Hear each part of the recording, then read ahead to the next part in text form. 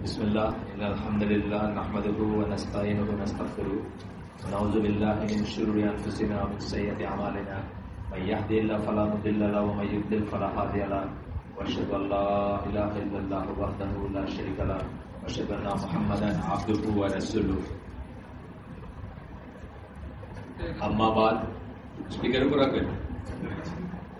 फ़इन्न खैरल हदीस किताबुल्लाह व खैरल हदी हदी मुहम्मदिन सल्लल्लाहु अलैहि वसल्लम व शर्रुल उमूरि मुहदसातुहा व कुल्लु मुहदसतिन बिदअह व कुल्लु बिदअतिन दलाला व कुल्लु दलालातिन फिन्नार। अस्सलामु अलैकुम व রাহমাতুল্লাহি ওয়া বারাকাতুহু। আপনার একটা ফোন এসে কেটে যাবে না?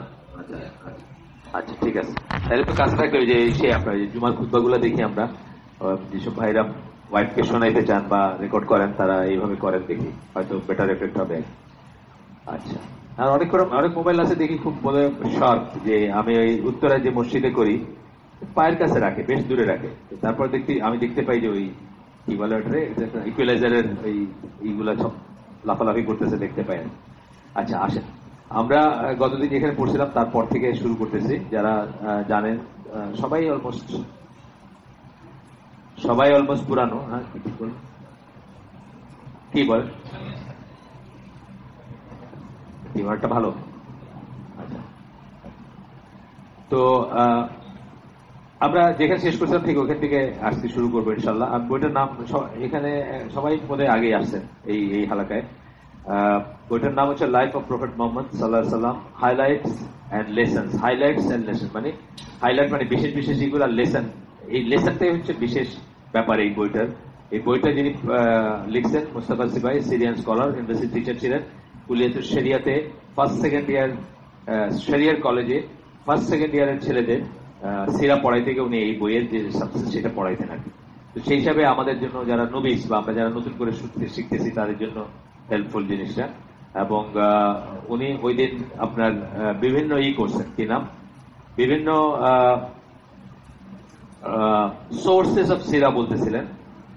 তো প্রথমে কোরআন, তারপরে সুন্নাহ বলছিলেন, থার্ড বলছিলেন অ্যারাবিক পোয়েট্রি, মানে অ্যারাবিক কবিতাগুলা কিন্তু একটা সোর্সেস অফ সিরা। এটা যেহেতু আরবরা খুব কবিতার ইস্যু ছিল, কবিতার চর্চায় ছিল, এবং তাদের ভিতর রাসূল সাল্লাল্লাহু আলাইহি ওয়াসাল্লামের জীবদ্দশায় যারা রাসূল সাল্লাল্লাহু আলাইহি ওয়াসাল্লামকে লাইফ নিয়ে বা তাকে করে হাইলাইট করে অনেকে কবিতা লিখছেন বা লিখছেন, যেগুলো আমাদের কাছে পর্যন্ত আসে নাই, বা আমরা ওটাতে খুব কনভার্সেন্ট না, বা আমরা ওটাকে খুব নিয়ে আসি না। তো সেগুলা আপনার আমাদের লাইফে ওগুলোকে নিয়ে আসি না।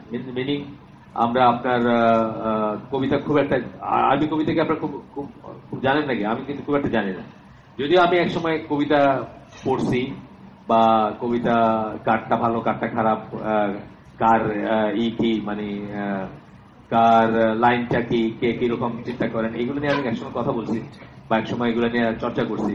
কিন্তু তা সত্ত্বেও কিন্তু আমি কখনো মানে আরবি কবিতা, আপনি যেমন দুইজন বলেন আমি নাম বলতে পারবো না, কবি সেরকমই নাই।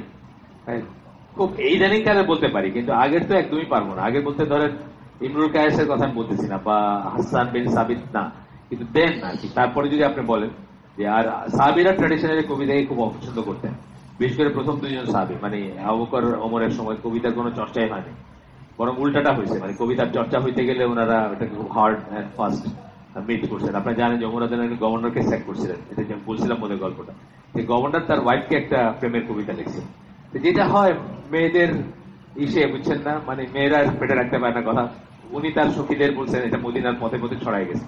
তো এইখানে কিছু কথা ছিল যেটা ফ্রিভোলাস, বা যেটা ল্যাক্স কথা, বা সেমি অশ্লীল বা প্রেম ঘন কথা, তো ওদের কানে গেছে, আলটিমেটলি ছড়াই গিয়ে শুনে গেছে। উনি তার ডাইকা পাঠায়া বলছেন যে তোমার তো গভর্নরশিপ ক্যান্সেল, কারণ তুমি বলে আমি তো কোনো জিনা ব্যভিচার করি না, আমার নিজের এই জন্য তো গভর্নরশিপ পেয়েছে, অন্য কিছু তো দৌড়া হইতো, বুঝছেন না, কবিতার ফলশ্রুতিতে তার গভর্নরশিপ পেয়েছে, কারণ ওইটাতে এরকম ছিল।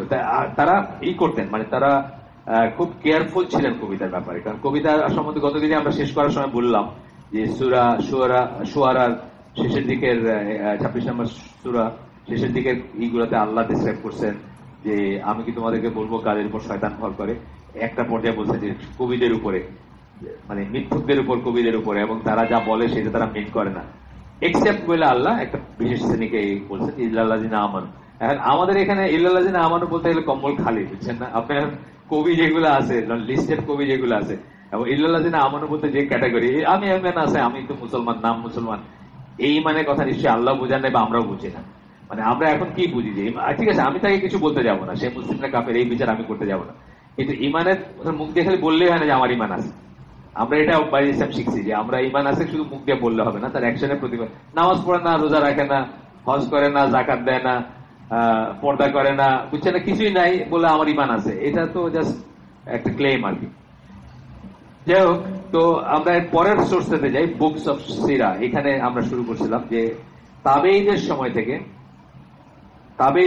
থেকে তাবেঈদের কাছে, সাহাবীদের কাছ থেকে যে ট্রান্সমিশন বা যে রিওয়ায়াত গুলো আসছে বা যে বর্ণনা গুলো আসছে, সেই বর্ণনার উপর ভিত্তি করে তাবেঈদের সময় থেকে এক ধরনের করে সিরার চর্চা শুরু হয় বা সিরা লেখা শুরু হয় বা কালেকশন শুরু হয়। এটাই যেটা হয় আর কি, যে একজন ধরেন রাসূল সাল্লাল্লাহু আলাইহি ওয়াসাল্লামের মৃত্যু দিবস সম্বন্ধে নিশ্চিত হলো, জন্মদিবস সম্বন্ধে আমরা নিশ্চিত না, এটা আমরা জানি না। কেন নিশ্চিত না? কারণ রাসূল সাল্লাল্লাহু আলাইহি ওয়াসাল্লাম যখন জন্ম হয়েছে তখন আসলে কেউ ওইভাবে জিনিসটা বুঝেনি নাই যে এটা কত ভ্যালুয়েবল একটা ব্যাপার হয়ে যাচ্ছে বা কত ইম্পর্টেন্ট একটা হিস্ট্রি ইভেন্ট হচ্ছে, যেটা 2000 বছর পরে খুব ইম্পর্টেন্ট হয়ে যাবে, যে কবে আসলে 12 রবিউল আউয়াল ছিল নাকি অমুক ছিল নাকি অমুক ছিল, যেটা আমরা এখন বুঝি যে আসলে 12 রবিউল আউয়াল ছিল না ওনার জন্মদিন। এটাই মোর অথেন্টিক মত আর কি। ইসলাম কিভাবে বা অন্য জায়গায় আপনি দেখবেন যে এটাই বলে যে 12 রবিউল আউয়াল অ্যাকচুয়ালি ওনার জন্মদিন ছিল না, তবে মৃত্যু দিবস ছিল। কেন? বাই দ্যাট টাইম উনি সেই ইম্পর্টেন্স বা সেই ইম্পর্টেন্ট একজন মানুষ হয়েছেন, বা আল্লাহ তাকে দুনিয়ার সবচেয়ে ইম্পর্টেন্ট মানুষ বানাইছেন, যার মৃত্যু দিবসটা ওইভাবে লিপিবদ্ধ হয়েছে বা এই হয়েছে। একই কথা যে সিরা লিখতে হবে এটা বুঝতে বুঝতে অনেক সময় চলে গেছে, বুঝছেন না? যখন হারায় যাচ্ছেন, সাহাবীরা মারা যাচ্ছেন বা সোর্স গুলো হারায়, তখনও কিছু মানুষ তারা মানে সচেতন হয়েছেন যে সিরা লেখা দরকার। এখানে আমরা নামগুলো পড়ছিলাম গতদিন, কিছু কিছু নাম আপনারা জানেন হয়তো, আর কিছু কিছু হয়তো জানেন না। আবান বিন উসমান বিন আফফান, মানে উসমান বিন আফফান রাদিয়াল্লাহু আনহু খলিফা, তার ছেলে। আমরা কালগুলা বলছিলাম, কারণ কালগুলা জানাটা ইম্পর্টেন্ট। তারা ঠিক পরপর বেঁচে থাকলে তাদের অথেন্টিসিটি বেশি থাকবে বা তারা জিনিসগুলো পিওর আর পাবেন। যত দেরিতে কেউ কালেক্ট করবে তত সম্ভাবনা থাকবে, আমি বলতেছি যে হবেই, সম্ভাবনা থাকবে ভেজাল মেশার, যত দেরিতে গপ্পসপ্প মিশে যাওয়ার সম্ভাবনা থাকবে। তো এনারা এই নিয়ে বেঁচে ছিলেন 32 থেকে 105 হিজরি। রাসূল মারা গেছেন কবে? 10 হিজরিতে। তাহলে 32 ওনার জন্ম, 105 ওনার মৃত্যু। উরওয়া ইবন জুবাইর ইবন আল আওয়াম, জুবাইর ইবন আল আওয়ামের কথা আপনি জানেন, আশারা মুবাশশারার একজন। রাসূল সাল্লাল্লাহু আলাইহি সাল্লামের ভাইরা ছিলেন সম্পর্কে। আবু বকর রাদিয়াল্লাহু আনহু আরেকজন মেয়েকে বিয়ে করছিলেন উনি, ভালো ছিলেন, আশারা মুবাশশারা একজন। তো তার ছেলে উরওয়া উনি বেঁচে ছিলেন 23 থেকে 93 হিজরি। তারপরে ইয়াঙ্গার তাবেঈনদের ভিতর বলতেছেন, মানে আরো ইয়াং যারা, আরো পরের যারা, আব্দুল্লাহ ইবন আবি বকর আল আনসারি, উনি 135 হিজরিতে মারা গেছেন। তারপরে মোহাম্মদ ইবন মুসলিম ইবন শিহাব আজ-জুহরি, ইনি 50 জন্ম, 124 মৃত্যু। Abdul Aziz by his command, ইনি কি করছেন, হু compile book on Sunnah at the time of, যার কথা বললাম এখন জুহরি, যার কথা বললাম আজ-জুহরি, উনি কি করছেন, ওমর বিন আব্দুল আজিজের অর্ডারে, মানে খলিফার অর্ডারে সুন্নাহর উপরে বুক কম্পাইল করছেন তার জীবদ্দশায়। সুন্নাহর উপর বুক কম্পাইল করা মানে মোরলেস লাইফের অনেকটুকু আমরা জানবো। এটাই, যদি কিছুই যদি না পাই আমরা, তবুও কিন্তু আমরা যদি হাদিস পড়ি তাহলেও অনেক কিছু জানবো, মানে সুন্নাহ বলতে আমরা যেটা বুঝছি। আচ্ছা, by his command and Asim ibn Umar ibn Qatada al-Ansari, ইনিও সিরা, এরা ছিলেন সিরার উপরে যারা কাজ করছেন ওই সময়টাতে। আচ্ছা, then those who came after them paid attention to the sira separate বই হিসাবে। এর আগে সুন্নাহর ভিতরেই সুন্নাহ কালেক্ট করতে গিয়ে, সুন্নাহ লিপিবদ্ধ করতে গিয়ে সিরার যে জিনিসটা আসছে তাই। তারপরে একটা গ্রুপ অফ স্কলার বা ইরা আসছেন যারা আপনার মানে সেপারেট বই, সিরার আলাদা বই রচনার উপরে দিয়েছেন। তার ভিতরে প্রথম যার নাম আসে উনি হচ্ছেন যে মোহাম্মদ ইবন ইসহাক ইবন ইয়াসার, 152 হিজরিতে মৃত্যু। তার মানে জাস্ট পরপরের সময়টাতে। এখনো পর্যন্ত যত সিরা পৃথিবীতে যেখানে লেখা হয়, ইনার নামটা একবার আসবে সেখানে, মানে যেহেতু উনি প্রথম ফর্মাল কম্পাইলেশন করছেন। যদিও ওনারটা বিতর্কের উঠবে না, এবং আরেকটা কথা আমরা এখন পড়বো যে উনার ইটা মানে উনার টেক্সটটা একদম সরাসরি আমাদের হাতে নাই। মানে ধরেন আছে না আব্দুর রাজ্জাক মুসান্নাফ, সরাসরি জিনিসটা আছে, এখনো আপনি চাইলে দেখতে পারবেন। সেইভাবে ওনার টেক্সটটা আমাদের হাতে নাই, বাট ওনার স্টুডেন্ট যারা তাদের থ্রুতে আসছে তারা তার কাছ থেকে নোট করছে যেটা সেটা আসছে, সেইভাবে আসছে, আমরা পড়বো এখন। আচ্ছা, the majority of the scholars and muhaddisin তখনকার বা এখনকার are agreed that he is trustworthy. এটা খুব ইম্পর্টেন্ট জিনিস, যে যার কথা আমরা বলবো, যার কাছে আমরা নিচ্ছি, তিনি বিশ্বস্ত কিনা। মেজরিটিরা মনে করেন বিশ্বস্ত, except for what is narrated from Malik and from Hisham ibn Urwa ibn az-Zubayr. এই দুইজন তারা তাকে ক্রিটিসাইজ করছেন তার বিশ্বস্ততা বা অথেন্টিসিটির জন্য বা কারেক্টনেস এর জন্য তার ক্রিটিসাইজ করছেন। তাছাড়া মেজরিটি অফ দ্য স্কলার্স তারা এগ্রি করেন যে উনি trustworthy. Many of the scholars attribute the criticism of these two great scholars to personal enmity that existed between them and Ibn Ishaq. অনেকেই মনে করেন যে তাদের ভিতর নিজেদের ভিতরে একটু টেনশন ছিল, বা কোনো হয় না অনেক সময় নিজেদের ভিতরে একটা রেশারেশি ছিল, সেটার জন্য হয়তো আসছে, যেটা আমি খুব আনলাইকলি মনে করি। ওই বিশেষ করে মালিক রাহিমাহুল্লাহ ওনার নাম আসছে, এটা খুব মনে করি আমরা, মানে আনলাইকলি মনে করি, তবুও এটা কারো কারো মত। আচ্ছা, এরপরে ibn Ishaq wrote his book Al-Maghazi based on the hadith and reports which he had heard himself in Medina and Egypt. নিজে ফার্স্ট হ্যান্ড শুনে, হাদিস শুনে, এবং যেহেতু ওই যে বললাম 150-এর ভিতরে মৃত্যু, তার মানে ইমিডিয়েটলি রাসূল সাল্লাল্লাহু আলাইহি ওয়াসাল্লামের পরের পিরিয়ডটাতে উনি ছিলেন। তো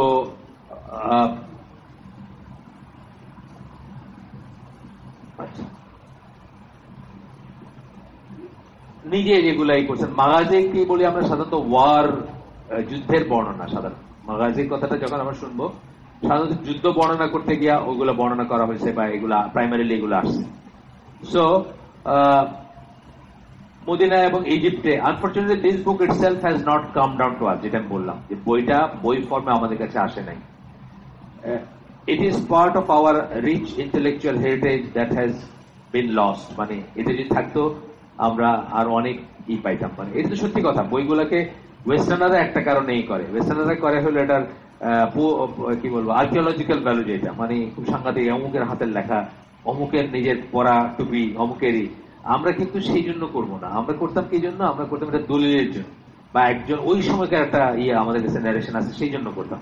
এখানে কিন্তু ইসলামে কিন্তু স্মৃতিকাতরতার স্থান নাই। আসলে আমরা বুঝি না যে তুরস্কে বা অন্য জায়গায় রাসূল সাল্লাল্লাহু আলাইহি ওয়াসাল্লামের একটা দাড়ি, যেটা কোনো কারণ নাই, কোথা থেকে পাইছে তারও কোনো দলিল নাই, পায়ের জুতা, হাতের লাঠি ইত্যাদি প্রদর্শনী এবং আহাউ করা, আমরা এগুলো আসলে করার কোনো কারণ দেখি না। জীবদ্দশায় তার কিছু কিছু ব্যাপার নিয়ে করছেন, এবং তাইগুলো তার ব্যাপারে খাস ছিল, কিন্তু মরার পরে তার কবরটাই যখন আমাদের জন্য কিছু না, তখন সেটা দেখেই যখন আমাদের কোনো পুণ্য হাসিল হয় না, কোট আনকোট, আপনাকে পুণ্য হাসিল হয় নাই কোথাও বলছেন কবরটার কাছে গেলে কোনো পুণ্য হাসিল হবে? কোথাও আছে নাকি? কোনো অথেন্টিক লিটারেচার পাবেন না।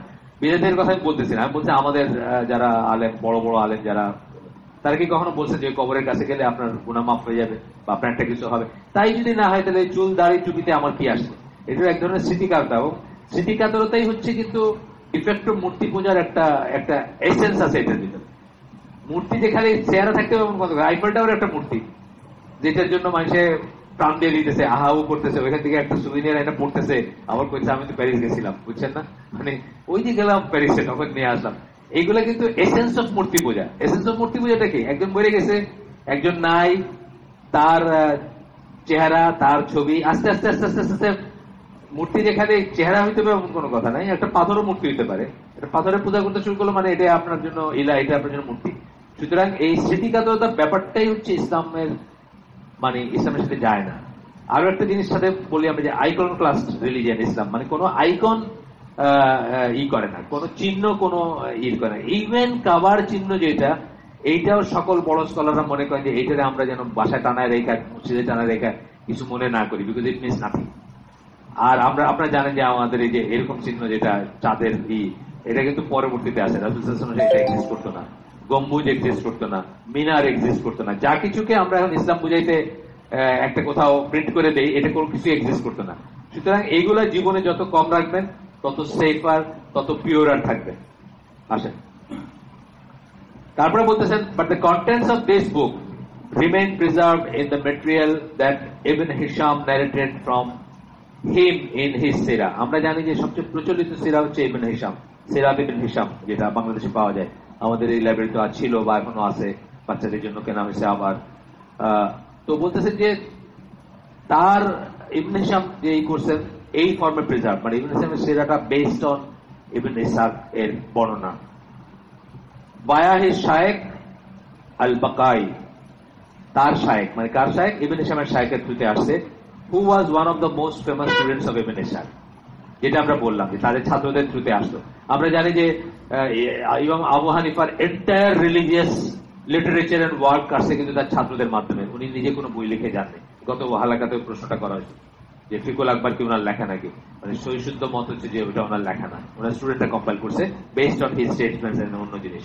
তো আমরা এটা করবো, মনে রাখবো যে স্টুডেন্টদের এইটা, বিশেষ করে ফার্স্ট টাইম স্টুডেন্ট যদি হন, এই যে আব্দুল রাজাকের মুসান্নাফ বললাম বা আরো যেগুলা, এরা যাদের ফার্স্ট টাইম স্টুডেন্ট যাদের যদি আপনি চেনটা দেখবেন পড়লে, তখন আপনি বুঝবেন যে কেন স্টুডেন্ট হওয়াটা জরুরি। কারণ এখনকার তো .com স্টুডেন্ট, তখনকার তো first time student. Lip to lip আমি বলি না, ইসনাদ মানে কার ঠোঁট থেকে উনি শুনছেন, এই ছোট্ট ঠোঁট আপনার যাবে রাসূল সাল্লাল্লাহু আলাইহি ওয়াসাল্লামের কাছে, একটা নারেশন বা একটা বর্ণনা বা একটা শিক্ষা বা একটা জ্ঞান যাই বলেন।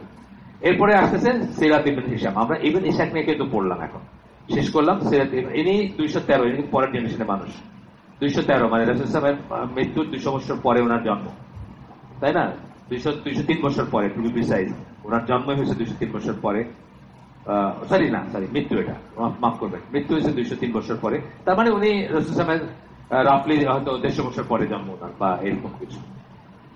His full name was Abu Muhammad Abdul Malik ibn Ayub al-Humayri.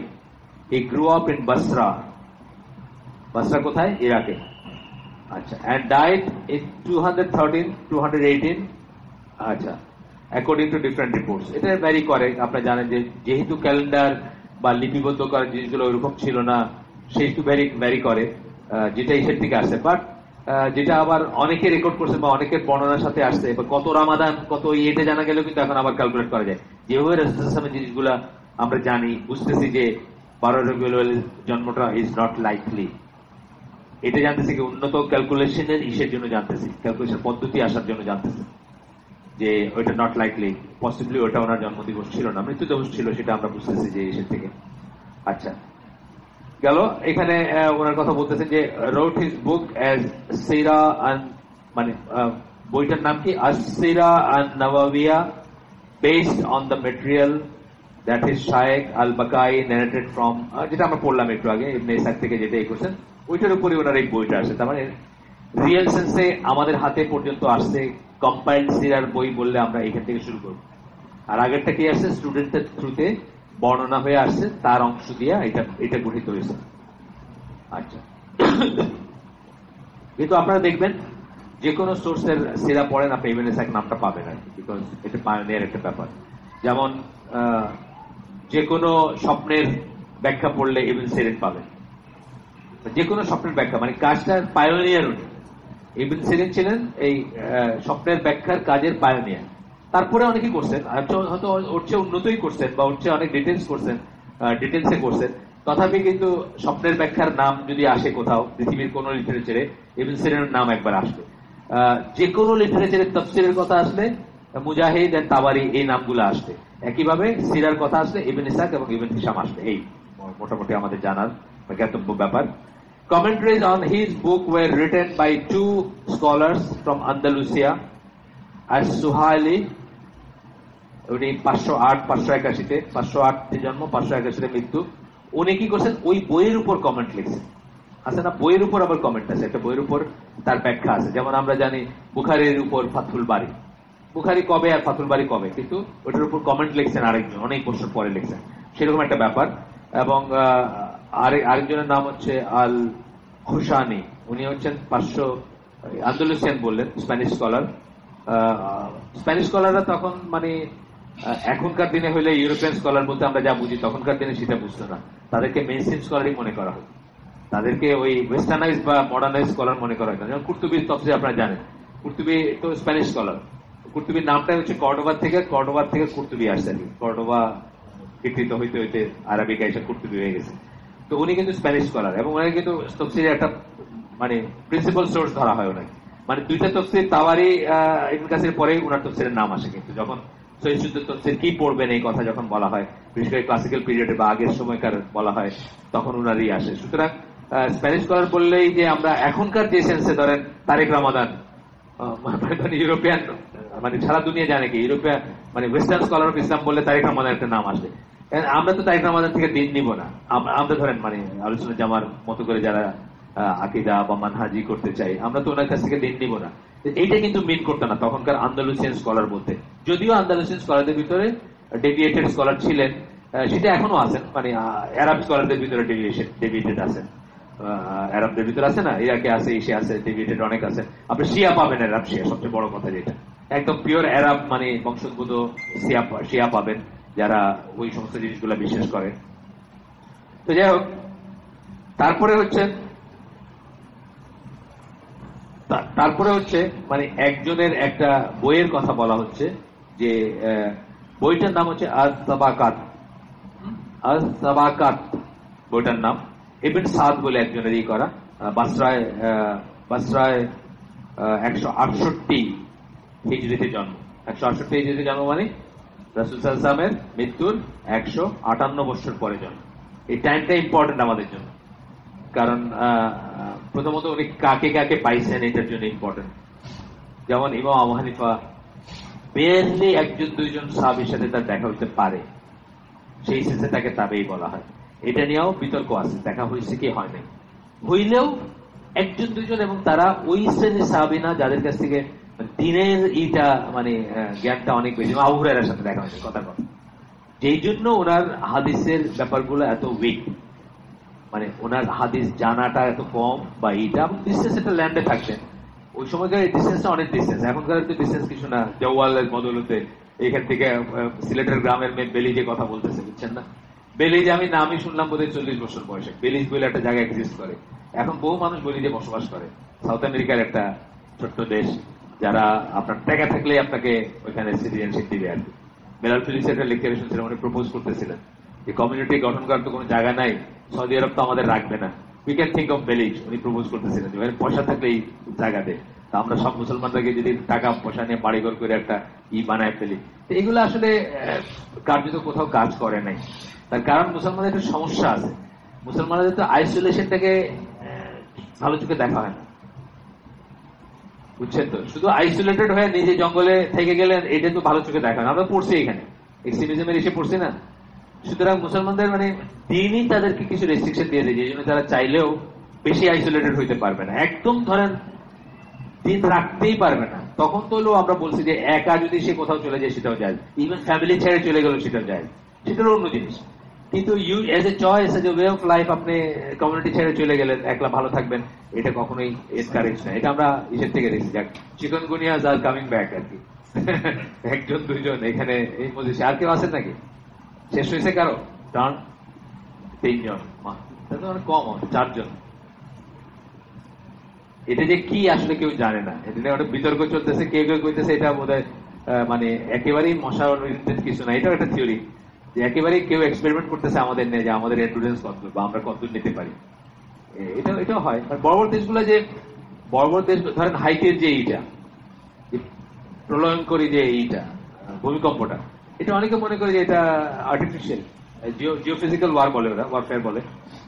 অনেক ঝড়, অনেক ভূমিকম্প, এটা অনেক আগে পড়ছি আমি। রাশিয়ান ম্যাগাজিন যখন আমাদের দেশে পাওয়া যেত, কমরেড হিসাবে আসতো, ইংলিশ ম্যাগাজিন, আমি নামও ভুলে গেছি এটা কি, ইংলিশে আসতো, বাংলায় ছিল অনেক ম্যাগাজিন।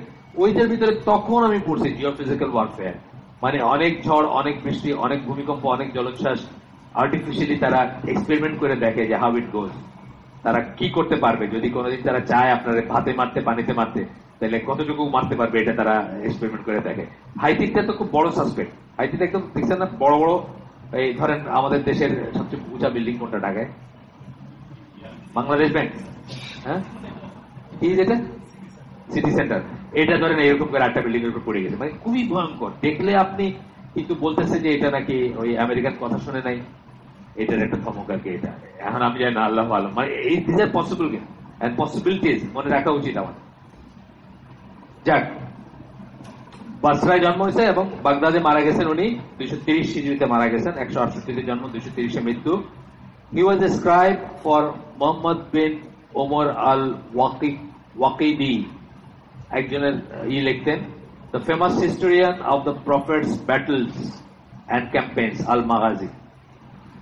এই মাগাজিটা বললাম যে সাবজেক্টটা কি, মাগাজি সাবজেক্ট হচ্ছে যুদ্ধ নিয়ে, যেটা গাজওয়াত থেকে আসছে আপনারা জানেন। তো সেটার খুব ফেমাস লেখক ছিলেন যিনি তার স্ক্রাইব ছিলেন, এই যার কথা আমরা বলতেছি। স্ক্রাইব মানে তার লেখতেন, অনুলিপি করতেন। তখনকার তো ফটোকপি ছিল না, টাইপিস্ট ছিল না, একজন কইলে একজন লিখতেন বা এই ধরনের ব্যাপার ছিল। আপনারা জানেন আহমদ বিন হাম্বলের প্রফেশন ছিল, একটা প্রফেশন ছিল কপি করা আর কি, অন্যের কিতাব উনি কপি করে দিতে তার বিনিময়ে পারিশ্রমিক দিতেন। আরেকটা ছিল উনি কুলিগিরি করতেন, যখন ইনস্ট্যান্ট পয়সার দরকার হইতো তখন বোঝা বয়ে দিতেন আর কি, আরেকজনের বোঝা বয়ে সেই পয়সা অন করতেন। আচ্ছা, in his book at-Tabaqat, যেটা কথা বললাম, at-Tabaqat যেটা হোক, নিচে একটা ডট আছে, Ibn Sa'd mentioned the names of Sahaba and Tabi'in after outlining the biography of the Prophet sallallahu alaihi wasallam according to their status, their tribes, their locations, মানে কোথায় কোথায় কোথায় কোথা থেকে সূত্র সেটা সাহাবী এবং তাবেঈদের তাদের তাদের মানে ইমনুল রিজাল টাইপের ব্যাপার আর কি, তারা কোন ট্রাইবের ছিলেন, তাদের লোকেশন, তারা কোথায় থাকতেন, তাদের স্ট্যাটাস কি ছিল, এগুলাই করছেন। হিজ বুক আত-তাবাকাত is considered to be one of the most trustworthy primary sources of সিরার প্রাইমারি সোর্স, প্রাথমিক সোর্স যেটা, যেমন এখনকার যে সিরাগুলো লেখা হচ্ছে এগুলোকে এখন কেউ রাসূল সাল্লাল্লাহু আলাইহি ওয়াসাল্লাম দেখে এসে লিখতেছে তা তো না। কেউ এটা থেকে নিচ্ছেন, কেউ হাদিস, কেউ, বুঝছেন না, ঘুরে ফিরে তো সেই পুরান জিনিস থেকে এক্সট্রাক্ট করে আনতেছেন। হয়তো বিশ্বাসযোগ্যতাটা নিয়ে প্রশ্ন তুলে একটা বাতিল করতেছেন, অথবা কোন একটা জিনিসের বিশ্বাসযোগ্যতা এস্টাবলিশ করতেছেন। নাসিরুদ্দিন আলবানী যেটা করছেন, এত বছর পরে রাসূল সাল্লাল্লাহু আলাইহি ওয়াসাল্লাম মৃত্যুর 1300 সামথিং বছর পরে উনি নতুন করে কাটছাট করছেন আবার হাদিসকে। কোনটা অথেন্টিক ছিল সেটাকে বলছেন যে না এটা অথেন্টিক না, কোনটা অথেন্টিক ছিল না সেটাকে বলছেন যে না এটা অথেন্টিক। এই কাজটাই করতে পারেন, কিন্তু নতুন করে তার কিছু ইনপুট দেওয়ার কোনো রাস্তা নাই। সেটা আর কি, যে এটা ওনার বইটা একটা হিসাবে মানে প্রাইমারি সোর্স হিসেবে হয়। এরপর হচ্ছে তারিখ আত-তাবারি। তারিখ মানে হচ্ছে হিস্ট্রি এমনিতে, তারিখ আত-তাবারি আবু জাফর, যিনি আর কি সিরা কি বলে, যিনি তাফসির লিখছেন, ফার্স্ট কম্পাইল তাফসির। কম্পাইল মানে পুস্তক আকারে কালেক্ট করে লেখা তাফসির হচ্ছে ওনার। তার আগে আপনি পাবেন, আপনি যদি চান ইবনে আব্বাস এবং ইসে পাবেন, মুজাহিদ, ওনাদের তাফসির পাবেন। পার্টিকুলারলি আপনাদের আগেও বলছি বোধহয় altafsir.com, altafsir.com আর কি। এই ওয়েবসাইটটা হচ্ছে জর্ডানের অফিসিয়াল, গভর্নমেন্টের অফিসিয়াল ওয়েবসাইট, কিন্তু ওইখানে ইবনে আব্বাসের এবং মুজাহিদ তাদের তাফসির লাগানো আছে। তো ওইখানে দেখবেন যে একটা আয়াত আছে, তারপরে হয়তো 50টা আয়াত নাই, তারপরে আয়াতটা, মানে মিনিং তারা সব আয়াতের বা সব ইসের তাফসির করেন নাই। কখনো কেউ জিজ্ঞেস করছে আচ্ছা এটার মিনিং কি, ইবনে আব্বাস বললেন এটার মিনিং এটা। কখনো কেউ জিজ্ঞেস করছে মুজাহিদকে এটার মিনিং কি, জানতে চাইছে, সেটা করলেন। তারা তখনও এটার জরুরত করেন না। এই যেটা বললাম যে অনেক সময় একটা জিনিস একটু পরে গেলে মানুষ তার প্রয়োজনীয়তা, আমরা যারা ধরেন স্বাধীনতার যুদ্ধ দেখছি, যত ছোট ছিলাম বা যাই ছিলাম দেখছি, আমাদের তো এখন আফসোস হয় যে তখন মোবাইল ফোন ছিল না, তখন কি বলে সেলফি ছিল না, তখন মানে কিছুই ছিল না, তখন ক্যামেরাও খুব রেয়ার ছিল। একটা ক্যামেরা যার আছে, আমার একজন একদম মানে জার্মান একটা ছোট্ট ক্যামেরা দিছিলেন, পকেট ক্যামেরা টাইপের, ওইটা ফুটা নিতে আমি অলমোস্ট হাঁটতেই পারতাম না স্কুল লাইফে, বুঝছেন না, যে ওই যুগে ক্যামেরা, বুঝছেন। তো এখন অনেক সময় মনে হয় না যে এই জিনিসগুলো আমরা দেখছি, আমরা যদি এগুলো লিখে রাখতাম, আমরা যদি এগুলোর সূত্রগুলো রাখতাম, এই কথাগুলা কবে কোথায় কখন কে বলছেন এটা রাখতাম, আজকে কত কাজে লাগতো। আজকে যেখানে সত্য মিথ্যাকে আলাদা করা যায় না, তাই না? আজকে আসলে ওই যে একজন বলছেন যে এখন পোস্ট ট্রুথ এরা চলতেছে। পোস্ট ট্রুথ মানে সত্য উত্তর যুগ চলতেছে, এখন সত্য মরে গেছে।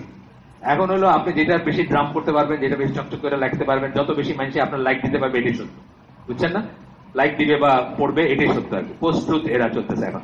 তো এরকম আর কি, যে ওই সময়টায় যে মানে রিয়েলাইজ করতে শুরু করছেন ওনারা যে এটা লেখা উচিত ছিল, এটাই করা উচিত ছিল। যাই হোক, এই তাবারি কথা যেটা বলতেছিলাম, যে তাবারি, ইবনে আব্বাস বা মুজাহিদ তারাও তখন এই প্রয়োজনীয়তার অনুভব করেন নাই যে আমরা কমপ্লিট বই রেখে যাই তফসিরের এটা, কিন্তু তারপরে এই জারি তাবারি বা এই সময়টা থেকে তারা এটা করতে শুরু করছে। তো ওনার জন্ম হচ্ছে 224, মৃত্যু হচ্ছে 310। উনি ফকিহ ছিলেন, মুহাদ্দিস ছিলেন, এবং একটা স্কুল অফ ফিক, উনি একটা মাযহাব, যেটা স্কুল অফ ফিক আমরা বলি, মাযহাব যেটাকে বলি, ফিকের মাযহাব, সেটা কিন্তু কেউ নিজের হাতে বলে যান না যে আমার মাযহাব এটা, তা না। মৃত্যুর পরে তার কিছু ফলোয়ার থাকে, ফলোয়ার যদি বেশি বেড়ে যায় আমরা তখন বলি যে এই মাযহাবটা টিকে গেছে বা এটা এস্টাবলিশ হয়েছে, আর যদি না বাড়ে এটা নাই। এরকম কয়েকশো মাযহাব ছিল। এই যে ইবনুল জাওজি, তারপরে এই ওনার কথা, ওনার একটা মাযহাব ছিল বলতেছেন, কিন্তু সেটা আর বেশি দূর আগায় নাই বা ওয়াইডলি স্প্রেড করে নাই।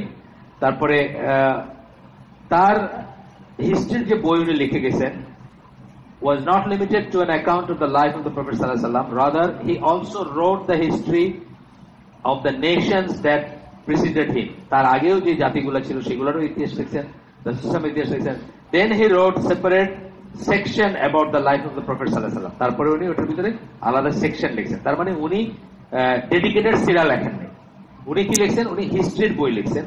আমরা তো পড়লামই, তারিখ আর তাবারি, হিস্ট্রির বই লিখছেন, কিন্তু সেটাতে একটা পোর্শনে উনি রাসূল সাল্লাল্লাহু আলাইহি ওয়াসাল্লামকে ই করছেন, যেটা আপনি এখনো পাবেন। আমাকে কয়দিন আগে একজন ভাই জিজ্ঞেস করলেন, ওই ডাক্তার, আমার আমার একটা অ্যাপার্টমেন্ট আছে, ওটার নেইবার, যে নাম ভাই, আগের থেকে নিয়ে রাসূলের জন্মের আগের থেকে নিয়ে এখন পর্যন্ত মুসলিমদের ইতিহাস সম্বন্ধে জানতে চাইলে, তো আমি ওনাকে বললাম একজন নন মুসলিমের লেখা একটা বই, মুসলিমের লেখা তো আমাদের হিস্ট্রি অফ ইসলাম তো আছে যেটা আছে, কিন্তু ওইটা অনেক বেশি এলাবোরেট, এবং ওইখানে আউটসাইড ওয়ার্ল্ডের সাথে ব্যাপারটা অনেক বেশি হাইলাইটেড হয়েছে তখনকারই।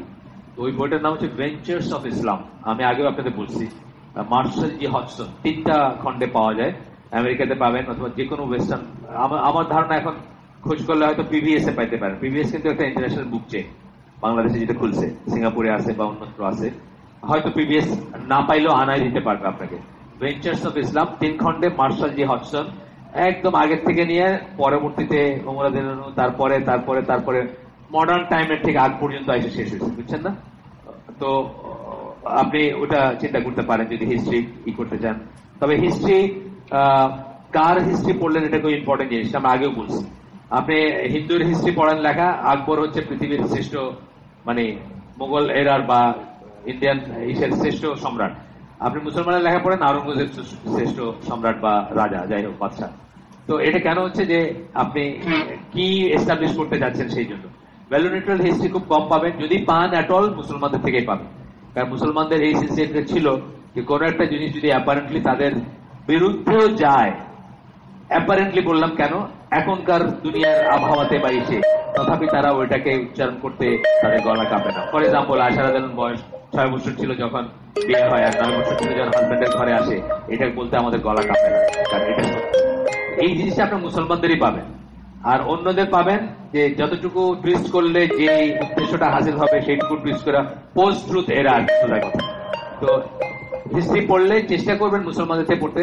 তবে অমুসলিমদের লেখা যে হিস্ট্রি আছে তার ভিতরে মার্শাল জি হডসনের এটা অনেক অবজেক্টিভ একটা লেখা, এবং উনি ওনার ভিতরে ওই কি বলবো জ্বলুনি গুলা ছিল না এগেনস্ট মুসলিমস এন্ড এগেনস্ট ইসলাম। উনি চেষ্টা করছেন ই করতে, তারপরে হয়তো বায়াস হইতে পারে, আমি বলতেছি না, কিন্তু আমি আমার পার্সোনাল বললাম যে এটা আমি রিকমেন্ড করি আর কি, যদি কেউ সত্যি ভালোভাবে হিস্ট্রি জানতে চান এবং ইন ডিটেল জানতে চান। যেমন উনি বলছেন যে যখন মধ্যযুগে, যখন ইসলামের স্পেনে যে ইউনিভার্সিটি ছিল অথবা অন্যত্র যে সমস্ত বিদ্যা শিক্ষা সেন্টার গুলো ছিল, উনি বলছেন যে জ্ঞানের ট্রাফিক ছিল one way, from enlightened Muslim world to the barbaric Europe. মানে ওয়ান ওয়ে ট্রাফিক ছিল, টু ওয়ে ছিল না। ইউরোপ থেকে মুসলমানদের নেওয়ার কিছু ছিল না। এই যে স্বীকারোক্তিটা, এটা কিন্তু সহজ না। কিন্তু উনি যদি আমেরিকা ছিলেন বা একটু অন্যরকম ছিলেন, উনি কেয়ার করেন নাই। এটা করতেও কিন্তু অনেকের গলা কাঁপে, অনেকে কিন্তু এটাতে আবার ইফ অ্যান্ড বাট লাগাবে যদি বলতে যায় আজকে। কারণ আজকে তো আমাদেরকে বলে যে কম্পিউটার ইউজ করো কেন, বলে না অনেকে, তোমরা যদি এত হয় আমাদের কম্পিউটার তোমরা ইউজ করো কেন। মানে এটা ফ্যালাসিয়াস কথা, আমরা এটা ফ্যালাসি, এটা বলছি আগে যে কোথায় ফ্যালাসিটা, কিন্তু তারপরেও এটা বলে অনেকে। আসেন, এরপরে বলতেছেন যে কটা বাজে মনে করে দিন। এরপরে বলতেছেন যে সিরা লেখাতে ডেভেলপমেন্ট গুলো, তারপর কি হলো যে the writing of the Sira develop further, এরপরে এই পিরিয়ডটার পরে। আচ্ছা, ওনার কথা যেটা বলতেছি, উনি নিজের এইগুলো ওনার খুব অথেন্টিক, জারির তাবারির, কিন্তু উনি অন্যের অনেক নন অথেন্টিক বা আনঅথেন্টিক বা জয়ীফ ইকে তার লেখার বা তার বর্ণনার ভিতরে ইনক্লুড করছেন অন্যের নাম দিয়া, এবং এক ধরনের ডিসক্লেমার আছে সেটার ভিতরে যে এটা কিন্তু আমার না, এরকম একটা ভাব উনি করছেন, এটা লেখা আছে এখানে, বা আমিও জানি। যেমন ধরেন স্যাটানিক ভার্সেসের, যেটা আমি অনেকবার বলছি যে স্যাটানিক ভার্সেসের যে ঘটনাটা, ওইটা কিন্তু উনি উল্লেখ করছেন, অন্যের কাছে শুনছেন দেখে উল্লেখ করছেন, নট দ্যাট হি বিলিভড ইট বা উনি নিজে থেকে অথেন্টিক মনে করছেন, কিন্তু ওইটা যেহেতু বিরাট একটা কারবার ঘটে গেছে, বুঝছেন না? এইটাও কিন্তু মুসলমানদের একটা সিনসিয়ারিটি। মুসলমান হিস্ট্রিয়ান যারা বা যারা, তারা তাদের ওই যে বললাম আবার তাদের বিরুদ্ধে যায় কিন্তু একটা কথা শোনা গেছে, হয়তো ব্র্যাকেটের ভিতরে শোনা গেছে বলেই বলতেছেন, কিন্তু ওই কথাটাকে লুকায় যাচ্ছে না। উনি যদি এই কথাটাকে না উল্লেখ করতেন, ধরেন যে ঘটনাটা স্যাটানিক ভার্সেসের, তাহলে হয়তো এই বইটা এবং সালমান রুশদি এবং অনওয়ার্ড যে ঘটনাগুলো হয়তো অ্যাভয়েড করা যাইতো, কিন্তু উনি এইটার কথা চিন্তা করে ওটাকে লুকায় যান নাই। কোথাও শুনছেন উইক বলে, মুরসাল বলে বা জাইব বলে, যাই বলুক, মানে যাই বলেন, আমার নামটা মনে নেই কি বলছেন, ওই বর্ণনাটা দিয়ে গেছেন, যার জন্য স্যাটানিক ভার্সেসের মতো একটা বই সালমান রুশদি লিখছে, বা এটা নিয়ে অনেক এডুকেশন হয়েছে মুসলিম ওয়ার্ল্ডে। তো যাই হোক, এরপরে বলতেছে যে সিরার ফার্দার ডেভেলপ করছে war covered in books devoted to a single aspect of the prophet's life. এরপরে কোন লাইনে গেছে যে একটা সিঙ্গেল অ্যাসপেক্ট অফ নবীর লাইফের একটা দিক নিয়ে আর কি, ধরেন লিডার হিসাবে বা আপনার তার সন্ধিগুলা, আমরা দেখি না অনেক অনেক বই আছে এরকম, তার ব্যাটেল গুলা, তার সন্ধিগুলা, তার তার কম্পেনিয়ন যারা, ফিমেল কম্পেনিয়ন যারা, বুঝছেন না, অনেক লাইনে ডেভেলপ করছে না, এগুলো কিন্তু বেসিক্যালি সিরারি অফশুট, তার সাথে সম্পৃক্ত করে নানা রকম জিনিস নিয়ে স্পেশালাইজ দিয়ে হয়েছে। তো উনি বলতেছেন যে সাচ এজ দালাইল নবাবিয়া বা নুবুবিয়া, যাই হোক, দালাইল মানে দলিল গুলা, দলিল যেগুলো তার কাছে নেওয়া হবে, বা যে এইগুলা নেবেন আপনি, সূত্রগুলা নেবেন, যে এইগুলো নেবেন, বাই ইসবাহানি আল ইসবাহানি, যার কথা বলতেছেন, একটা কথা বলতেছেন, আর শামাইল আল মুহাম্মাদিয়া by Tirmidhi, jadoh Al মাদ by ইবনুল কাইয়িম, তারপরে ইবনুল কাইয়িম আল জাওজিয়া, আর শিফা, যেমন মেডিসিনের দিকে একজন গেছেন, বুঝছেন না? তো এইভাবে ডেভেলপ করছে যে যে যেটাকে মনে করছেন। এরপরে একটা বইয়ের নাম বলতেছেন যে এটা হচ্ছে কাস্তালানের একটা বই, বলে বলতেছেন on which 8 volume of commentary was written by Zarqani, আরেকজন লিখছেন 8 ভলিউমের কমেন্ট্রি, একজনের বইয়ের উপর আরেকজন লিখছেন। এইভাবে যে যেটাকে মনে করছেন, ইম্পর্টেন্ট মনে করছেন, সেই দিকে একটা স্পেশালাইজ লাইন চলে গেছে। এই যে বললাম, যেমন প্রোফেটিক মেডিসিনটা একটা আপনার বই আছে আমাদের এখানে, এই যে একজন মনে করছেন যে আমি এইটা নিয়েই করব, তার মেডিসিন গুলা উনি কি রিকমেন্ড করছেন, কি করছেন, কখন, সেইগুলা নিয়ে করছেন, এইভাবে গেছে। তো এরপরে বলতেছেন যে one of the most famous books that have been written in our time is Nur al-Yaqeen fi Sirat Sayyid al-Mursalin by Shaykh Muhammad al-Khudari. আপনার নাম শুনছেন? আমি শুনি নেই, এখানে ফার্স্ট শুনলাম, কিন্তু এটা বলতেছেন উনার টাইমের, মানে উনার টাইম মানে কি, আমার যখন জন্ম হয় তখন উনি ইউনিভার্সিটি টিচার, মানে ধরেন আমাদের এক জেনারেশন আগে, আমাদের বাবাদের জেনারেশনটা বা তার একটু সিনিয়র হইতে পারেন উনি। তো তখনকার সময়কারই বলতেছেন যে এটা হচ্ছে একটা এই জন্য এটা কেন আমরা শুনি নেই নাম, বিকজ আমাদের অ্যারাবিকে এক্সেস নাই, মেইন কথা কিন্তু এটা। আপনারা তো জানেন যে 99% ইসলামিক লিটারেচার কিন্তু ট্রান্সলেটেড হয় নাই, আর হবেও না হয়তো, কারণ দেয়ার আর স্কলার্স, অনেক ভালো স্কলার, যারা মনে করেন যে ট্রান্সলেশনের লাভের চেয়ে ক্ষতি হয়েছে বেশি। ওয়ান সাচ ইজ আপনার আব্দুল্লাহ জাহাঙ্গীর, ওনার সাথে আমি পার্সোনালি কথা বলছি, এবং আমি বলছি যে আপনার তো মাশাআল্লাহ ট্রান্সলেশন খুব ভালো। উনি ওই ইংলিশের কিছু বই করছেন না, যে দাওয়াতের কিছু ইংলিশই তার মানে ইংলিশটা মোটামুটি উনি ভালো পারেন, মোটামুটি ভাবে ভালো পারেন, আরবি তো পারেনি, বাংলা ওনার সুন্দর। তো আমি ওনাকে বলছিলাম যে আপনি কিছু, তখন উনি বললেন যে দেখেন, যে বইগুলো রিয়েলি ক্রিটিক্যাল এবং যে বইগুলো রিয়েলি খুব ভ্যালুয়েবল, ওগুলো ট্রান্সলেট না হয় ভালো, কারণ ট্রান্সলেট হতে গিয়ে ওটার ভিতরে বিকৃতি ঢুকবে। কারণ উনি একটা উদাহরণ দিলেন যে নাসিরুদ্দিন আলবানির যে বইগুলো নিয়ে আমরা খুব লাফালাফি করি, জাল জয়ীফ হাদিসের বই, এগুলা একদিকে কারো কারোর জন্য লাভজনক হইলেও ক্ষতিও করছে অনেক, কারণ এখানের মানুষজন এক্সটেন্ডেড জাল হাদিস যেখানে হ্যাপি ছিল বা আমল কইরা, এখন আর অনেক বড় একটা জাল হাদিসের ভান্ডার তাদের কাছে আছে, যেগুলো ভিত্তিতে মনে হবে যে এই আমলটা তো ভালোই, মানে এটা সম্বন্ধে জানতোই না তারা, তাদেরকে মানে পাগলা শাখো নারাইশ নামার্কা তাদেরকে উৎসাহ দেওয়ার কোনো দরকার ছিল না। যার স্পেশালাইজেশন দরকার যে স্কলার হবে সে আরবি শিখে নিবে, শিখে নিয়ে ফার্স্ট হ্যান্ড ওইখান থেকে জেনে নিবে। এটা কিন্তু একদম ফেলাই দেওয়ার কথা না। কারণ আমরা যখন একটা ইভেন কোরআনের একটা আয়াতের কথা আমি বলি সবসময় এখন, ইয়া আইয়ুহাল্লাযিনা আমানুত্তাকুল্লাহ হাক্কা তুকাতিহি ওয়ালা তামুতুন্না ইল্লা ওয়া আনতুম মুসলিমুন। ইল্লা ওয়া আনতুম মুসলিমুন এই কথাটা কিন্তু অলমোস্ট সকল বাংলা তাফসীরে মুসলিম না হয়ে মৃত্যুবরণ করো না বলে। এতে কোনো সেন্সই আসে না এটাতে কি বলতে চাইছে। কারণ এটা কি ওয়াও, আমি আগেও বলছি, আমার উস্তাদ আছে নাকি এখানে? নাই না, আরিফ আসে নাই? উস্তাদ থাকলে আবার উস্তাদের সামনে একটু উস্তাদকে দিয়ে বলাইতাম আর কি। যায় ওয়াও হালিয়া বলে এটাকে, ইল্লা ওয়া আনতুম মুসলিমুন। এই ওয়াওটা হচ্ছে হাল বোঝায়। In a state of being Muslim থাকবা, তখন in a state of Muslim থাকবা তুমি, এইটা বলছে। মুসলিম নামে মৃত্যুবরণ করে না বলে না, কিন্তু মুসলিম নামে মৃত্যুবরণ করে না বলতে বোঝা যায় যে আমি এখন কাফের আছি, মুসলিম নামে যেন না মরি। কিন্তু বলতেছে সেটা না, বলতেছে যে be in a state of being Muslim. তখন এমন একটা অবস্থায় থাকবে যে মুসলিম হওয়ার অবস্থায় থাকবে, অর্থাৎ মুসলিম আসো তুমি, এই অবস্থায় মরো। 1 মিনিট 1 ঘন্টা 1 বছর আগে অমুসলিম হয়ে গেলে তো আর তোমার লাভ হইল না কোনো। এই কথাটা এই আয়াতে বোঝানো হচ্ছে। এইটার অলমোস্ট কোন তফসিরে এটার ট্রান্সলেশনটা কিন্তু ঠিক মতো আসে নাই। এই জন্য ট্রান্সলেশন অফ দ্য কোরআন বলি না আমরা এখন। আর এখন আমরা কি বলি? Translation of the meaning of the Quran বলি আমরা। টিএমকিউ লেখে দেখবেন এসে, ওই যে নবুল কোরআন বা অন্যান্য ভালো ভালো কোরআন তফসির গুলাতে অলওয়েজ দেখবে টিএমকিউ, মানে translation of the meaning of the Quran. মানে যিনি পড়ছেন উনি এটাকে যে অর্থটা নিজে বুঝছেন সেই অর্থটা উনি এখানে বোঝাচ্ছেন। এবং এইটা কত বড় ফিতনা, যে আয়াতটার কথা বললাম সূরা আল ইমরান 102 নম্বর আয়াত, এটার উপর এখানকার খুব চরমপন্থী ইসলামিক গ্রুপের একজন লিখেই ফেলছেন একটাই, মানে মানে আর্টিকেল লিখে ফেলছেন যে এটা আল্লাহ ইয়া আইয়ুহাল্লাযিনা আমানু বইলা বলতেছেন মুসলিম নামে মৃত্যুবরণ করো না। উনি তো বাংলা জানেন, তো আরবি জানেন না। তাহলে এখানে ইয়া আইয়ুহাল্লাযিনা বলতে বোঝাচ্ছেন ইহুদি, খ্রিস্টান এবং মুসলিম যারা বিশ্বাসী তাদের। সুতরাং ইহুদি এবং খ্রিস্টানরাও বিশ্বাসী। দেখছেন কোথায় গেছে? মানে একেবারে উল্টা দিকে একটা জায়গায় চলে গেল। ইহুদি এবং খ্রিস্টানরা এখন বিশ্বাসী হয়ে গেল, যেখানে আমরা থাউজেন্ডস অফ লিটারেচার পাবো, সুন্নায় পাবো, কোরআনে পাবো, সব মিলে পাবো, যেখানে রাসূল সাল্লাল্লাহু আলাইহি ওয়াসাল্লামের জীবদ্দশায় যারা তার উপর ঈমান আনে নাই, সেই ইহুদি সেই খ্রিস্টান নিঃসন্দেহে কাফের, কোনো সন্দেহের কোনো অবকাশ নাই। কিন্তু উনি কিন্তু এই জিনিসটা ভুল বোঝার জন্য বা সঠিক না বোঝার জন্য উনি কিন্তু লিটারেচার লিখে ফেলছেন, মানে এত মোটা দলিল লিখে ফেলছেন যে সুতরাং ইহুদি খ্রিস্টানদেরকে আমরা করতে পারবো না, মানে অবিশ্বাসী বলতে পারবো না। কারণ আল্লাহ তো তাদেরকে কইতেছেন যে বিশ্বাসীরা বলতে তাদেরকে ইনক্লুড করতেছেন না, বলতেছেন মুসলমান হয়ে মরো আর কি, বুঝছেন না? এই জিনিসটা হচ্ছে ট্রান্সলেশনের হ্যাজার্ড আর কি। এই জন্য কখনো কখনো যদি আমি আফসোস করছি যে এক্সেস থাকতেছে না, বা এই বইটাই ধরেন, এই বইটা তো অরিজিনাল আরবি, কিন্তু এটা খুব আপনার খুব কষণ সহকারে করা উচিত। কষণ কোথায় আসবে? মোটিভে আসবে। কোনো মোটিভ নিয়ে কেউ লিখলো কিনা, বুঝছেন না?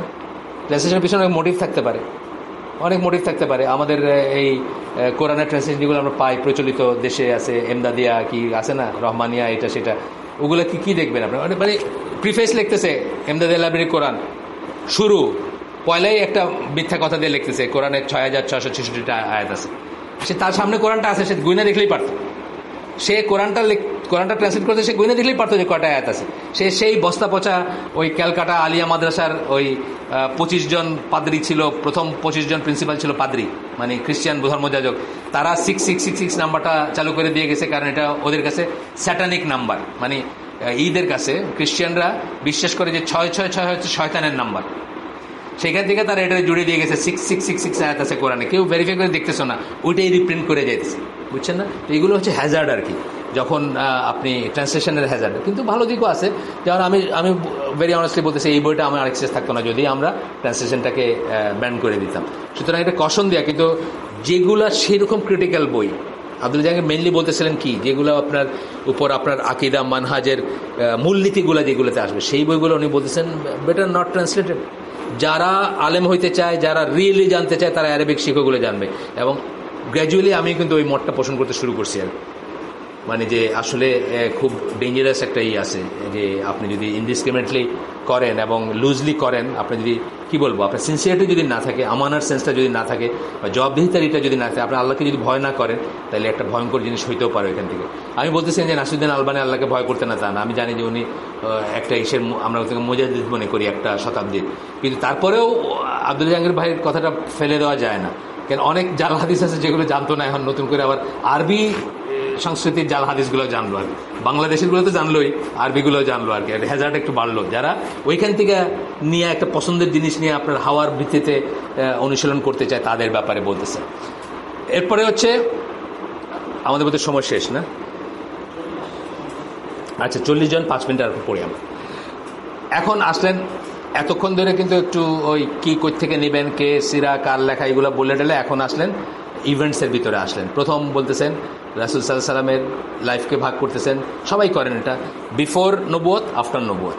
তার কারণ হচ্ছে বিফোর নবুয়ত আমরা জানবো ইম্পর্টেন্ট, কিন্তু বিফোর নবুয়তের কোনো দলিল আমাদের জন্য প্রযোজ্য না। আমরা যখন শরিয়ার দলিল নিব, বিফোর নবুয়তের কোনো ঘটনা বা কোনো কিছু আমাদের জন্য প্রযোজ্য না। হ্যাঁ, এই ততটুকু হইতে পারে প্রযোজ্য যতটুকু একটা ইসরায়েলিদের গল্প থেকে আমরা নেই।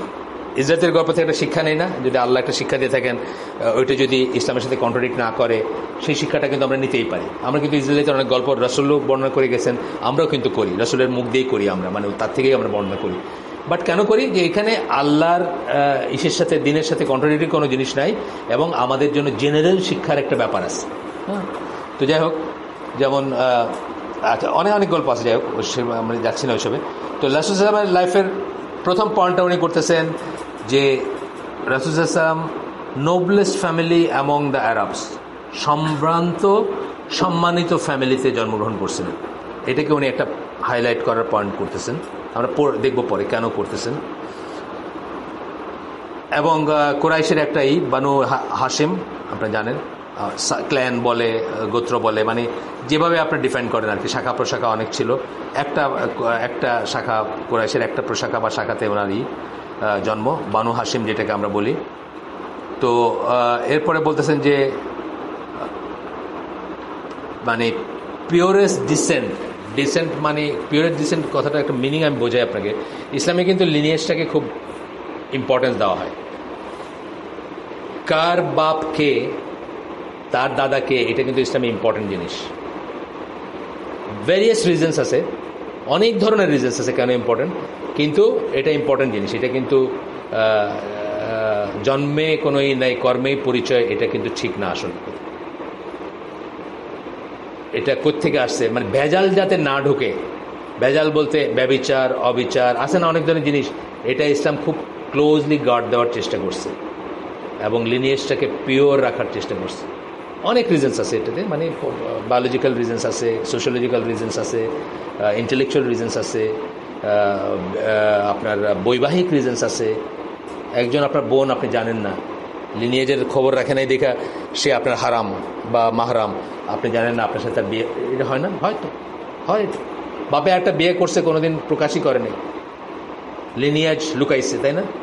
আর একটা বিয়ে করছে রংপুরে, তার বাসা হলো ঢাকায়, কোনোদিন বলে নাই, দেখা গেল ঘটনাচক্রে বা ভাগ্যচক্রে গিয়ে ওই ভাইয়ের সাথে এই বোনের বিয়ের ঠিক হয়ে গেছে, ইত্যাদি ইত্যাদি অনেক রকমের আছে। যেই জন্য ইসলাম, জাহিলি যুগে তারা করতো এটাকে, এবং ইসলাম কিন্তু এটাকে করে নাই, মানে বাতিল করে নাই। ইসলাম কিন্তু লিনিয়েজকে প্রোটেক্ট করবে, এটা শরিয়ার 5টা প্রিন্সিপালের একটা কিন্তু, এবং সেটা বাই দিস ওয়েজ, বিয়ে, স্ট্রিট পর্দা, অথবা মিংলিং বা আরও অন্যান্য জিনিস, লুকানো বিয়ে না, ওয়ালিমা, বুঝছেন না? আপনি দেখবেন সমস্ত সিস্টেমগুলো ওইভাবেই করা হয়েছে যাতে লিনিয়েজে ভেজাল না ঢুকে। তারপরেও ঢুকতে পারে, ঢুকেও বা ঢুকতে পারে, সেটা এখন কিছু করার নাই, সেটা আমরা মানে ঘৃণা সহকারে প্রত্যাখ্যান করার চেষ্টা করব।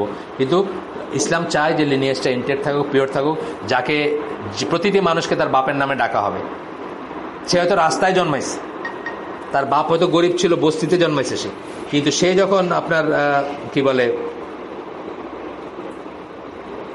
সে যখন বড় হয়েছে, হয়তো একজন কোটিপতির ঘরে পালিত হয়েছে, তথাপি তাকে ডাকতে হবে তার বাপের নামে। এই যে ব্যাপারটা, এটা কি, এটা লিনিয়েজটা অক্ষত রাখার ব্যাপার। কিন্তু চট করে সে এক্সের ছেলে থেকে ওয়াইয়ের ছেলে হয়ে যাবে না, বুঝছেন না?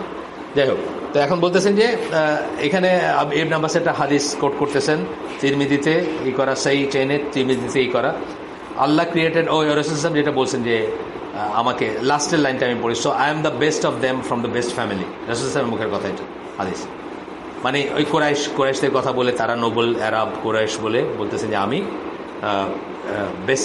বেস্টের ইসের থেকে আসছি, বেস্ট লিনিয়েজ আমার, বা ইটা অক্ষত একটা চেইন।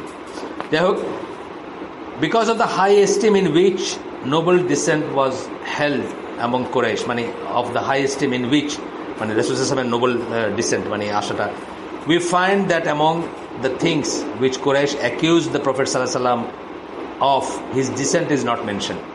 তারা কোনোদিন করে আরে এসের ঘরে জন্মাইছে এটা বলে নাকি, তুচ্ছ তাচ্ছিল্য করে না ডিসেন্ট হিসাবে, জন্ম হিসাবে, বংশ হিসাবে, বুঝছেন না, বংশ কোনো পরিচয় নেই। যদিও বংশ পরিচয় নিয়ে আমরা কাউকে কোনোদিন খোটা দিব না, কোনো মুসলিমকে না।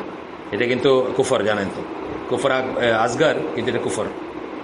বংশ পরিচয় নিয়ে, বংশ নিয়ে কোনোদিন কোনো খোটা দিব না আমরা কোনো মুসলিম। আমরা পড়ে দেখেন, ছোট কুফরের ভিতরে কিন্তু এটা একটা। কিন্তু নোবেল যে সেটা স্বীকার করবো যে এটা এরকম বংশধারা বা এখান থেকে আসছে, আজও সেটা করে। কিন্তু আজও বাংলাদেশে বা অন্যত্র নবীর ডিসেন্ট কারা, তাদেরকে একটু অন্যভাবে দেখে না, দেখে, কিন্তু খোঁজও রাখে। কিন্তু এটা যেমন জর্ডানের বাচ্চা, তারা তো আর তাদের ভিতরে ইসলামের কিছু নাই, কিন্তু তারা যে নবীর এই একটা সম্মান তাদেরকে কিন্তু সবাই করে, যে তারা রাসূল ইসলামের ইসের থেকে আসছে, বংশধারা থেকে আসছে, বা মরক্কোর রাষ্ট্রযন্ত্র যারা, তারাও আসছে, এই জিনিসটা কিন্তু করে।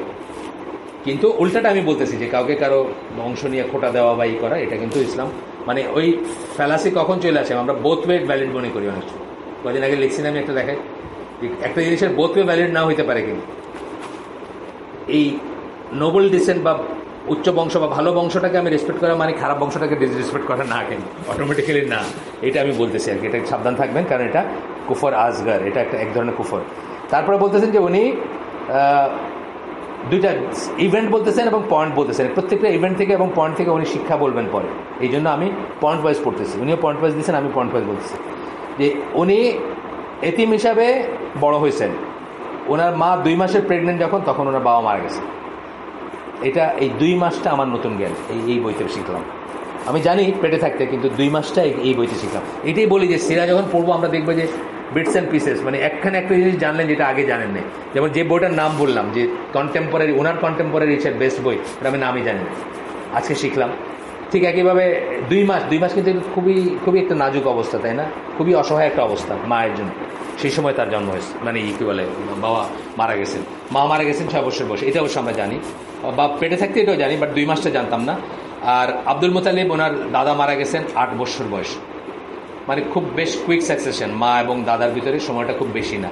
এবং তারপরে তার কে নিয়েছেন, তার দায়িত্ব নিয়েছেন তার চাচা আবু তালেব, যার কথা আমরা জানি। এবং এই কথাটা আল্লাহ ইসে করেন, মানে তাকে যে এইসবের ভিতর দিয়ে আয়নাও আল্লাহ একটা গ্রেট কিছু বানাইছেন, অথবা আল্লাহ যে তাকে প্রোটেক্ট করছেন, বা এটার ভিতরে অনেক শিক্ষা পরে আমরা দেখব। যে আমরা অনেক সময় ধরেন 40 বছর বয়সে বাপ মরলেও মাতম করি, যে বাপ তো, অথবা বাপও মরার সময় হয়তো করে যে ছেলেদের জন্য কিছুই রাইখা যেতে পারলাম না। ছেলেদের জন্য কিছু রাইখা যাওয়ার দরকার নাই, এটা আমরা সিরাত থেকেই বুঝি যে কিছু রাইখা যায় না, কেউ রাইখা যেতে পারে না, রাইখা যাওয়ার দরকার নাই। এবং পৃথিবীর 1 নম্বর মানুষ হতে গেলেও দরকার নেই, বুঝছেন না? সব দিক দিয়ে পৃথিবীর 1 নম্বর মানুষ হতে গেলেও কিছু রাইখা যাওয়ার, কিছু থাকার দরকার নেই। এগুলো আমরা শিক্ষা নেই না অনেক সময়, এই জন্য বারবার পড়বো, বারবার পড়লে আমাদের ভিতরে আসবে। আল্লাহ কোরআনে বলতেছেন সূরা দোহার ইসে, যে তোমাকে তো আমরা অরফান হিসেবে পাইছিলাম এবং তোমাকে তারপরে আশ্রয় দিছি আমরা। সূরা দোহার আর কি, ওই যে আলাম ইয়াজিদকা ইয়াতীমান, ওই আয়াতটা কথা বলতেছেন এখানে। 3 নম্বর হচ্ছে এটি শেষ আমার পয়েন্ট। 3 নম্বর হচ্ছে যে প্রথম পয়েন্ট, এইগুলো থেকে আমরা শিক্ষা দেখবো পরে। প্রথম 4 বছর তার জীবনের ডেজার্টে কাটছে, হ্যাঁ, বানু সাদ তাদের ভিতরে কাটছে। তাদের ডেজার্টে কাটার ভিতরে কি খোলামেলা ভাবে কাটছে, দৌড়াদৌড়ি করে কাটছে, মুক্ত বাতাসে কাটছে, এবং শুদ্ধ ভাষার ভিতর কাটছে। এই সব কটা জিনিস আসবে পরে, যেটা আমরা আমাদের বাচ্চাদের দিতে পারতেছি না এখন, আনফর্চুনেটলি। যেটা আমাদের দেওয়ার কথা ছিল। মাটির রাইট এবং মায়ের রাইট হচ্ছে বেসিক। কাদা মাটি মাইখা বড় হবে, আমাদের বালু মাটি মাখে অবশ্যই এখানে মন্দের ভালো, কাদা নাই বালু আছে আর কি। আপনারা একটু মাটি মুটি আইনে ফেলেন, ন্যাচারাল মাটি এনে ফেলাইতে পারেন একটু। যাই হোক, বালু মাটি, আমরা কাদা মাটি ভরতে চাইছিলাম, কিন্তু দিছে একেবারে পিওর বালু আর কি পাশে। এখন বালু মাটি মাইখা বড় হইতেছে আমাদের বাচ্চারা। তারপরেও মন্দের ভালো আমি মনে করি। এই যে টবে হইলেও তো কয়েকটা গাছ এনা দেখাইছে, এই গাছটা কি চিনাইছে মামুন, বুঝছেন না? বাঁশ গাছ আর আম গাছের ভিতরে তফাৎ জানে না। ইউনিভার্সিটিতে বুয়েটে পড়ে মেয়ে, সিলেটে গেছে, বাঁশ গাছ আম গাছের তফাৎ, মানে আমি কথা বলতেছি, মানে রিসার্চ আর কি, মানে এই একটা অবস্থা আসছে। সেইখানে মন্দের ভালো আমরা চেষ্টা করতেছি। আমরা আজকে শেষ করে দিই 3 নম্বর পয়েন্টে, সুবহানাকা আল্লাহুম্মা ওয়া বিহামদিকা আশহাদু আল্লা ইলাহা ইল্লা আনতা আস্তাগফিরুকা ওয়া আতুবু ইলাইক। আমরা যে শুনলাম এর ভিতরে যদি কোনো বেনিফিট থাকে, সমস্ত প্রশংসা আল্লাহর, আলহামদুলিল্লাহ। এবং যদি কোনো ক্ষতি থাকে, ক্ষতি হয়ে থাকে, সমস্ত ব্যর্থতা আমার এবং এটা শয়তানের তরফ থেকে। আমরা যে শুনলাম এখানে আসলে অনেক কথা আসে, এবং এখানকার যে কথা তার ভিতরে কিন্তু বিটস অ্যান্ড পিসেস শিক্ষা কিন্তু হয়ে যাচ্ছে। এটা অ্যাকসেপ্ট করা একটা কথা, আর জীবনে ধারণ করা একটা কথা। অ্যাকসেপ্ট করার চেষ্টা করবো, আমরা জীবনে ধারণ করার চেষ্টা করবো।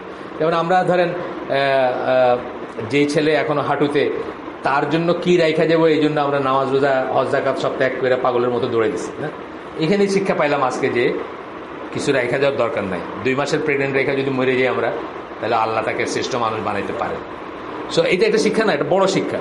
তাহলে এই ছেলের জন্য রাখার জন্য আমি হারাম কাজ করতেছি, হারাম খাইতেছি, হারাম হোর্ডিং করতেছি, সুদ নিতেছি, ঘুষ নিতেছি, অ্যান্ড সো অন। আমার 16 আনাই মিশা না, এই লাইনের 16 আনাই তো মিশা। এইভাবে জীবনটাকে দেখা উচিত আর কি। বা এই আমরা বিটস অ্যান্ড পিসেস এখান থেকে যদি নেই, অনেক শিক্ষার ব্যাপার আছে। আমরা শেষ করে দিচ্ছি আজকে। আসসালামু আলাইকুম রহমতুল্লাহ।